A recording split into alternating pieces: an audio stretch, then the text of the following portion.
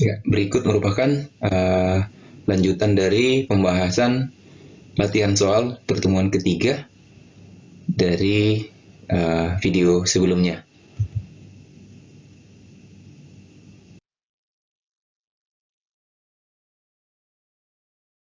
Ya, di soal nomor 1 latihan soal ini disebutkan bahwa massa molekul relatif N2 adalah 28 gram per mol. Massa satu molekulnya kira-kira berapa gram? Nah, untuk mendapatkan berapa gram untuk satu molekul, kita bisa ingat persamaan untuk mol. Ada rumus untuk mol. Mol itu sama dengan selain gram per mr atau sering massa molekul relatif, mol juga itu sama dengan jumlah partikel berbilangan Avogadro, di mana bilangan Avogadro-nya itu sebesar 6,02 kali 10 pangkat 23 partikel per mol. Partikel per mol. Artinya, tiap mol terdapat 6,02 kali 10 pangkat 23 partikel tiap mol. Nah, di soal ini N2 adalah 28 gram per mol. Jadi, di dalam tiap mol terdapat 28 gram. Jadi, 28 gram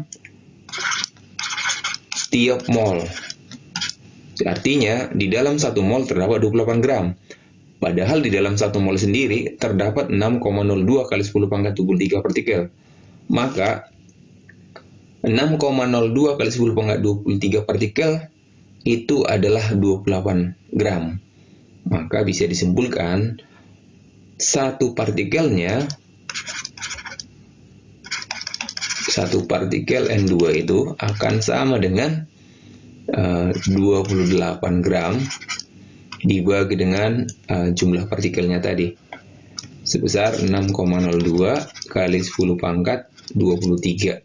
Maka kalau dihitung itu banyaknya mendekati lah kira-kira sebesar 4,65 kali 10 pangkat 20 min 23 ya, min 23 gram. Nah, yang paling tepat jawabannya adalah A.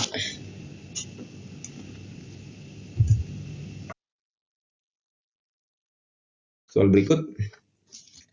Di suhu minus 73 derajat Celcius, molekul-molekul suatu gas akan mempunyai energi kinetik rata-rata EK. Pada temperatur T, ya, maka energi kinetiknya jadi 3 kali lipat dari energinya. Maka berapakah T-nya? Nah, T-nya itu pasti di atasnya, karena energi kinetik bersamaannya adalah EK. Itu rumusnya sebesar F per 2 KT. Jadi tergantung pada suhu. Ini artinya bahwa energi kinetik sebanding dengan suhu. Kalau begitu, EK1 banding EK2 akan sama dengan T1 banding T2. Energi kinetik pertama atau energi kinetik mula-mula itu sebesar EK lah katakan ya. Katanya jika suhunya ditingkatkan jadi T, maka EK-nya akan jadi 3 kali lipat.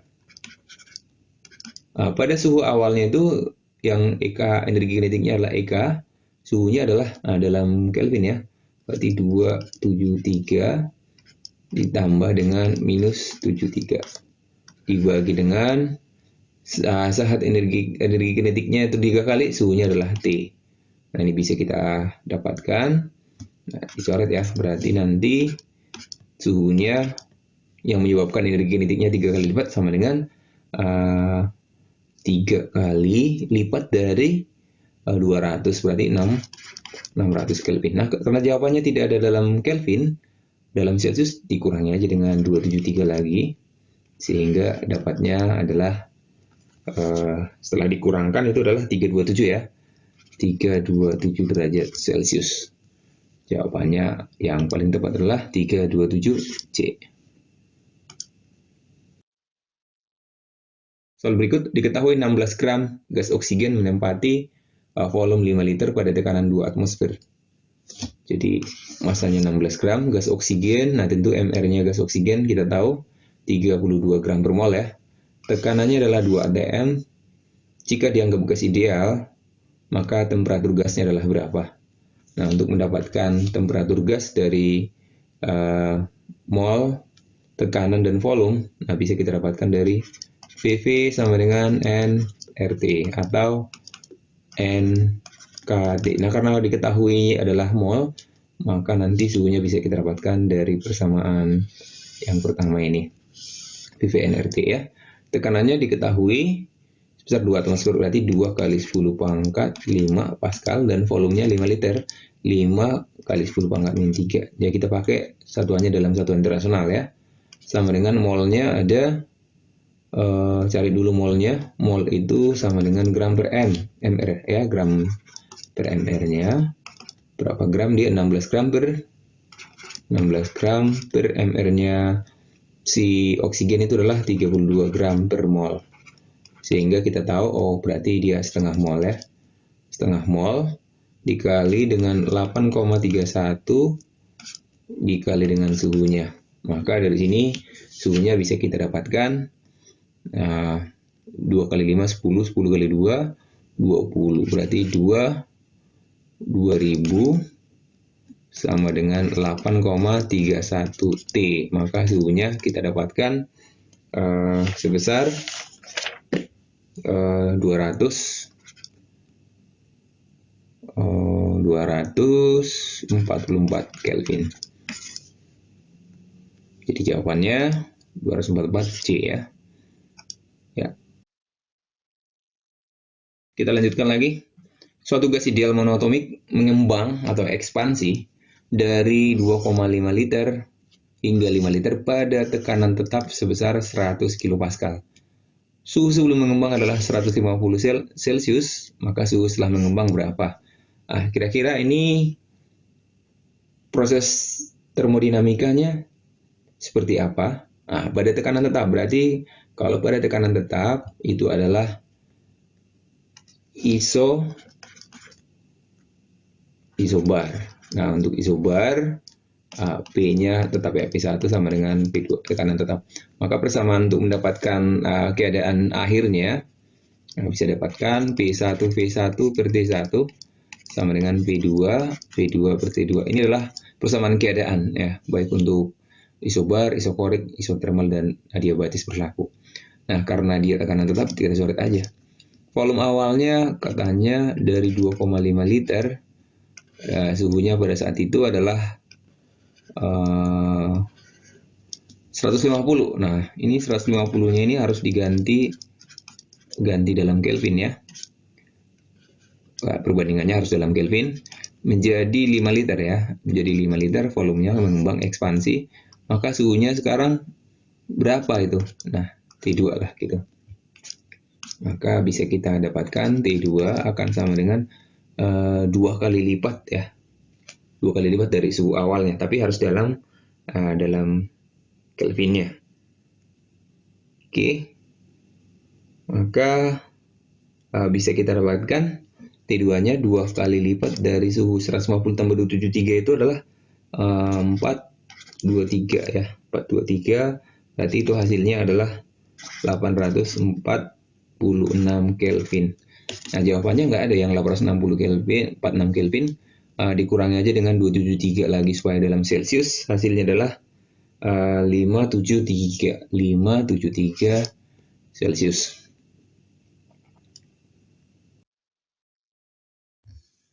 Ya, soal nomor 5.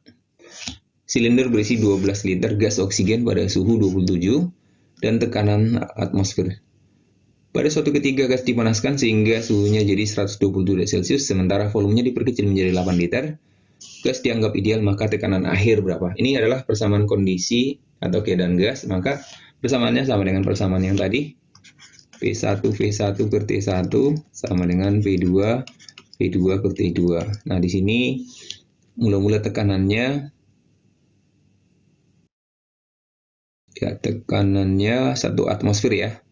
Mula-mula pada tekanan 1 atm dan volumenya adalah 12 liter. Suhunya saat itu adalah 27, yaitu 300 ya dalam Kelvin. Nah, sekarang tekanannya akan jadi berapa jika volumenya mengecil jadi 8 liter? dan suhunya meningkat jadi 127, berarti 400. Nah, ini liternya habis sehingga tinggal kali silang aja 300. Nah, ini dicoret juga jadi 2, 1 gitu ya. Lalu 12 saja bisa juga dicoret dengan 2, berarti jadi 6. Maka tekanan akhir sekarang setelah kita dapatkan P2 akan sama dengan 6 bagi 3, 2 atmosfer. Jawaban yang paling tepat adalah E.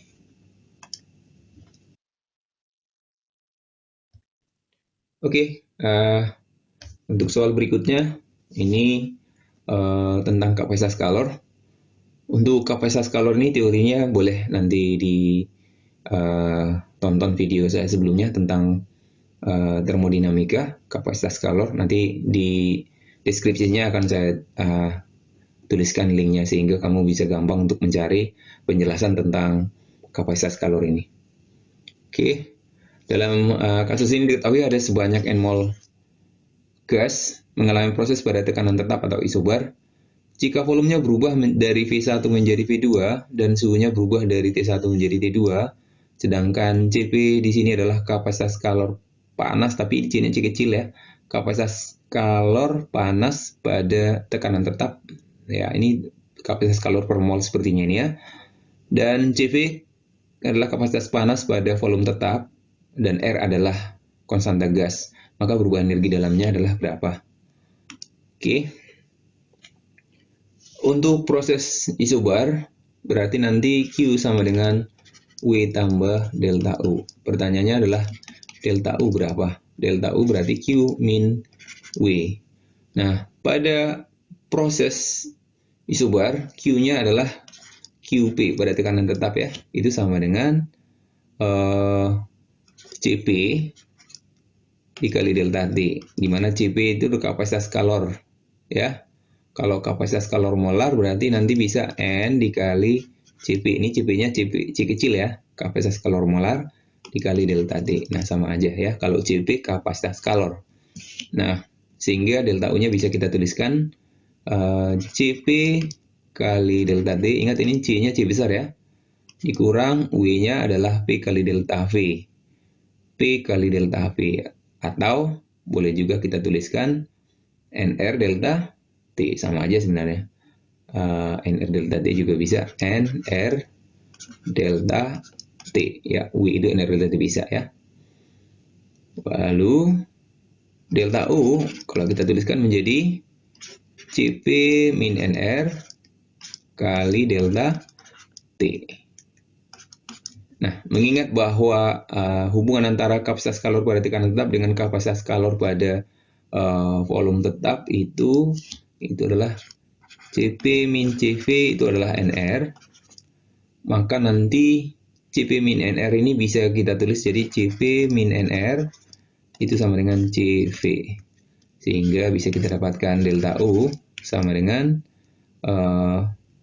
Cv kali delta T. Nah, ini kapasitas kalor. Nah, kalau yang diketahui kapasitas kalor molar ini ya, Cp kecil, berarti maka bisa kita tuliskan delta U akan jadi sama dengan N dikali Cv dikali delta T. Nah, di sini adalah kapasitas kalor molarnya. Maka jawaban yang paling tepat adalah NCV delta T.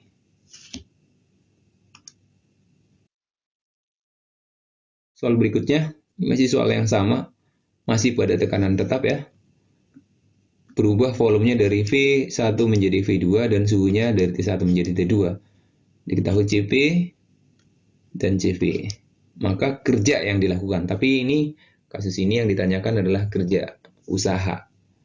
Usaha pada proses isobar di situ ya, isobar. Tetapi diketahuinya itu Cp-nya itu adalah kalor jenis, bukan kapasitas kalor. Maka kita tahu bahwa kalor Q pada tekanan tetap itu sama dengan berarti M kali kalor jenis. Ini C kecil ya, kalor jenis pada tekanan tetap kali delta T. Nah, seperti itu ya. Lalu pertanyaannya W. Nah, lalu kalau delta U untuk prosesnya ini, untuk proses gas pada tekanan tetap, itu adalah M dikali CV, ini kali delta T. Ini CV di sini adalah kapasitas, bukan, nah di sini adalah kalor jenis pada volume tetap ya. Sehingga dengan mengetahui bahwa Q sama dengan W tambah delta U, maka kita bisa dapatkan W sama dengan Q min delta U. Q-nya adalah M CV kali delta T min M CV kali delta T, sehingga kita akan dapatkan usahanya akan sama dengan M dikali CP min CV dikali dengan delta T. Ya, jawaban yang paling tepat di sini adalah M kali CP min CV delta T. Delta T-nya adalah T2 min T1 tentunya. Ya, itu adalah jawabannya D. Ya. Nah, kembali saya ingatkan untuk penjelasan dari kapasitas kalor ini di termodinamika, nanti saya akan kasih linknya di deskripsinya sehingga kamu bisa langsung link ke video yang penjelasannya ini. Ya, soal berikutnya, soal nomor 8. Ini adalah mesin Carnot atau mesin pemanas atau penghasil usaha.